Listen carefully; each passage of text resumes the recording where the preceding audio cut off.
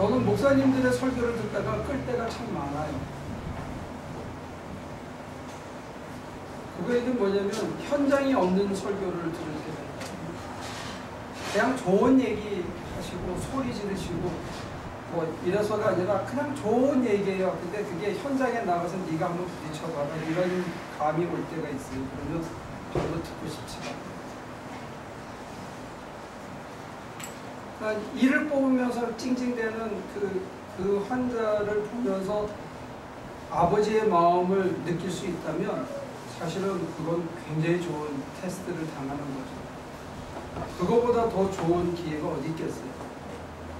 돈이 왔다 갔다 하는데 말도 안 되는 소리를 하는데 내 마음이 돈도 안 잃고 손해 안 보고 일도 제대로 돼서 저 사람도 행복하고 나도 행복할 수 있는 자리까지 만약에 우리가 갈 수 있다면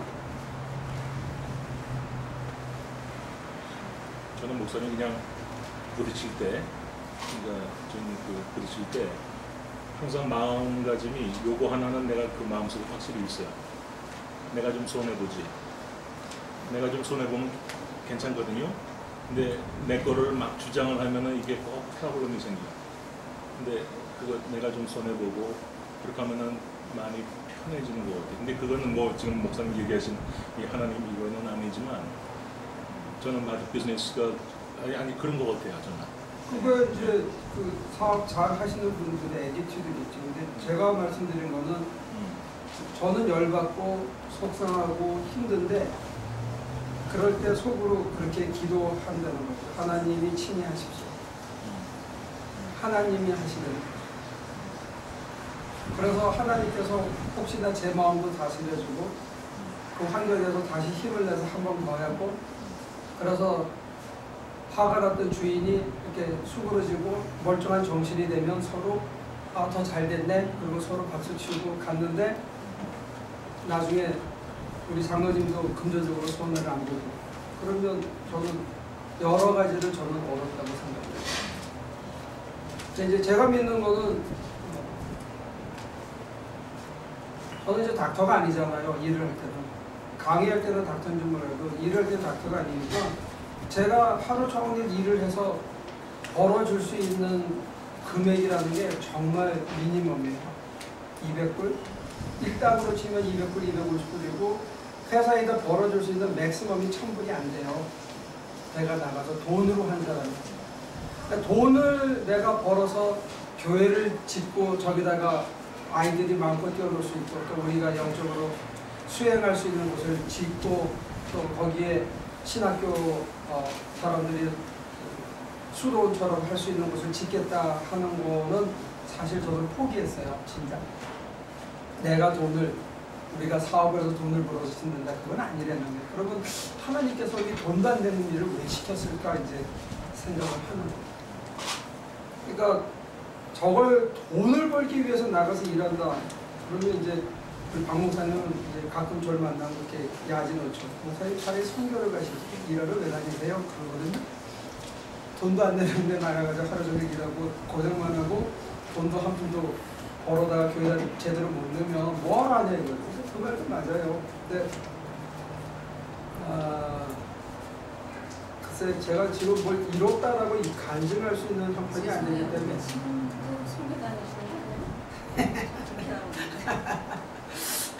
그래서 지금도 제가 참 뭐라고 부러져서 간증드리기는 어려운데 막연히 기대하는 건 이런 거죠. 누가 열받게 할 때 정말 내가 심정적으로 어려운 환경을 만나고 답답한 걸 만날 때 속으로 아버지라고 부를 수 있는 그분의 영이 내 안에 오셔서 내가 아니라 나사 하나 박는 것에서부터 사람을 대하는 것까지 당신이 내 안에서 친히 하실 수 있다. 나하고 그분하고 나눠지지 않고 둘이서 같이 할 수 있다면 저는 그런 자세로 하고 어떤 때 내 마음이 이게 격정이 돼가지고 안 될 때는 빨리 자리를 피하죠. 그래서 혼자 잠깐 앉아서 또 기도하고 또 혼자 잠깐 기도하면서 내 마음을 토로하고 제 마음을 하나님께 다 드리기 위해서 시간을 갖지만 그렇게 하기 위해서는 사실 졸린 몸과 피곤한 마음을 아침마다 바쳐야 돼요. 새벽마다 이게 내 가슴을 들이지 않고는 지나고 나면 별거 아닐 수 있는데 그 순간에는 큰 짐이라서 스스로 감당하기 힘든 마음의 상태가 자주 있는 거예요. 용납이 안 되는데 삼켜야 되거든요. 그거를 예를 들어서 교회 목사니까 억지로 참아야지 그러면 아까 말씀드린 대로 저도 휘장을 또 하나 감싸는 것이 되고 말 거예요. 내가 휘장을 치지 않고 내 속에 편한 대로 또 돈도 못 버는데 세상에서 제일 편하게는 살아야 될 거 아니에요. 제 배짱은 그겁니다. 그것 때문에 편하게 내 심장 편하게 살기 위해서 저 불편하게 살기로 결정하고 무소유하기로 받아들인 건데 가진 것도 없고 잘난 것도 없고 존경도 못 받으면 나라도 편하게 살아야 될 거 아니에요. 저는 유교인들도 자기 하나는 배짱 편하게 살았으면 좋겠어요. 콜라먹고.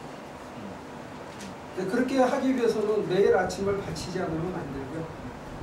그렇게 하기 위해서는 분하고 억울하고 답답한 일을 만날 때 자기 가슴을 하나님께 어떤 때는 두렵죠. 어떤 때는 무섭고 그럴 때마다 자기 가슴을 하나님께 다 드려야만 이게 유지가 되지 않아요. 그런 의미에서 나 하나 편하게 사는 것의 근거가 뭐냐면 하나님과 제가 가까이 있기 때문에. 그러니까 하나님하고 그만큼 친해진다는 거겠죠. 인티머티지. 그게 제가 아마 하나님께서 현장에 나가서 부딪히면서 살게 하신 이유 중에 가장 큰 이유가 그게 아닌가 싶어요.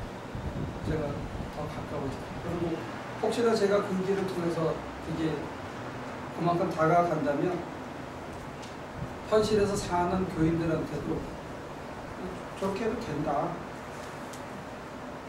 안 되는 게 아니라 된다 하는 거를 하나님께서 한번 써먹은 것이죠.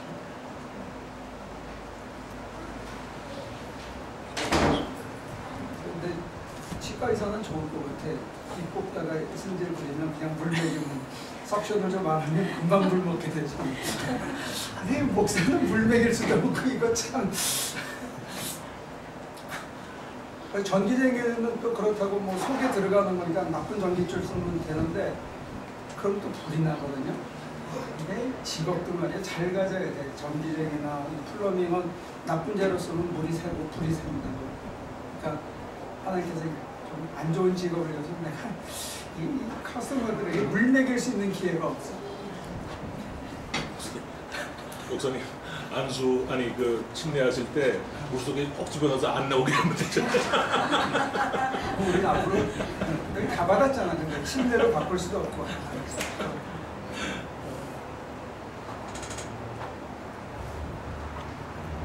근데 이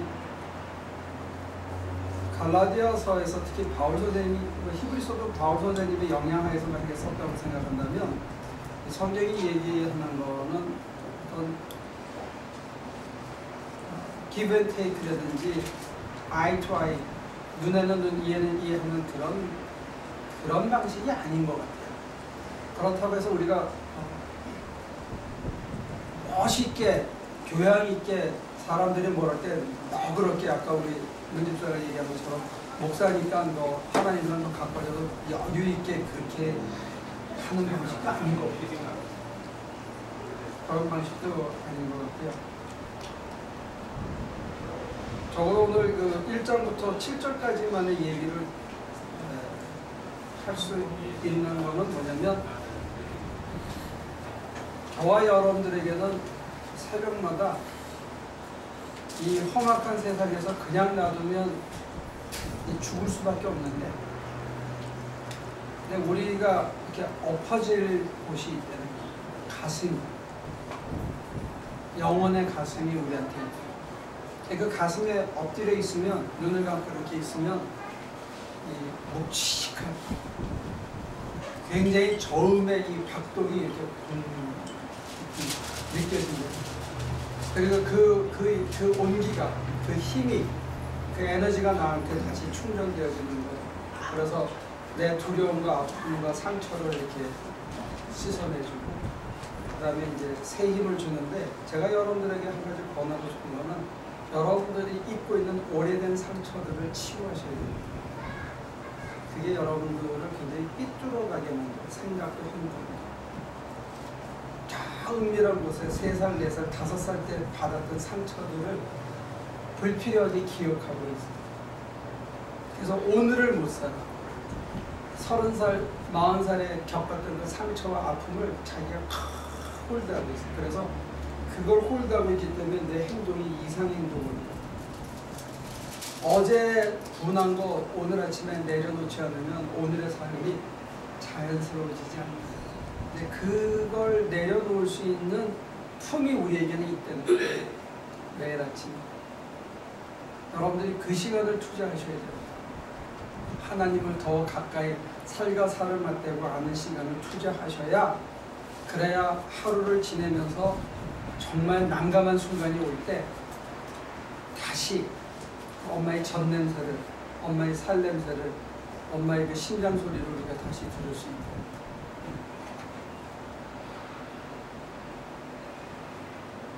그걸 예수님께서 여자의 몸을 입고 와서 율법이 판치는 세상 속에서 오셔서 아빠하고 나이 30 먹은 청년이 수십 년 자기 혼자 불러오던 그 목소리를 사람들 앞에서 해줬고, 그게 의아했는데 어느 날 그의 영이 나를 장악한 다음에 내가 저절로 된 다음에 보니까 아버지가 정말로 가까이 있더라 하는 것을 지금 갈라디아 사람들은 경험한 거죠. 그런 의미에서 우리 하나교회 식구들부터 이 감각을 회복해야 됩니다. 하나님이 너무 멀리 느껴지는 경우입니다.